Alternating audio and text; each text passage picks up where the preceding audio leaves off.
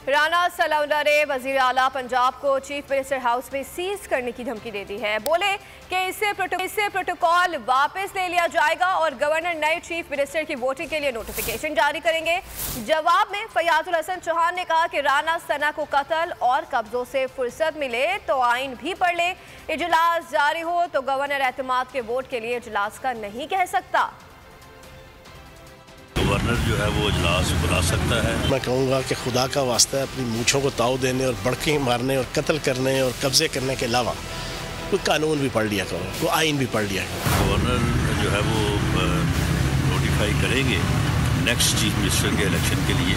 आइन के अंदर लिखा है कि गवर्नर ने जब भी एतमाद का वोट हासिल करने का वज़ीर आला को कहना है, उसके लिए स्पेशल इजलास समन करना है, स्पेशल इजलास बुलाना है। अगर कल 4 बजे इजलास न हुआ और चीफ मिनिस्टर ने एतमाद का वोट ना लिया तो he will cease to be in the office of chief minister. पुराना जो इन्होंने जो कर लिया वो कर लिया। वो बुज़दार साहब शरीफ आदमी थे, चौधरी परवेज़ इलाही साहब शरीफ है पर इतने भी नहीं है, ठीक है ना। उनको सारी चीज़ें आती हैं, जोर शोर आते हैं। एतमाद का वोट जो है वो लेना चाहिए और अपने लोगों को के साथ ये वादा करना चाहिए कि वो असम्बली नहीं तोड़ेंगे। राना सनाउल्लाह को मैं एडवाइस दूंगा कि इतनी ना बड़ा पाकी दामा की हकायत, दामन को जरा देख, जरा बंदे के बाद देख। हकीकी आजादी की जंग में बोल भी कप्तान के हम कदम। इलेक्शन कराओ मुल्क बचाओ की लाइव ट्रांसमिशन, दिखाई लम्हा बलम्हा सूरत हाल।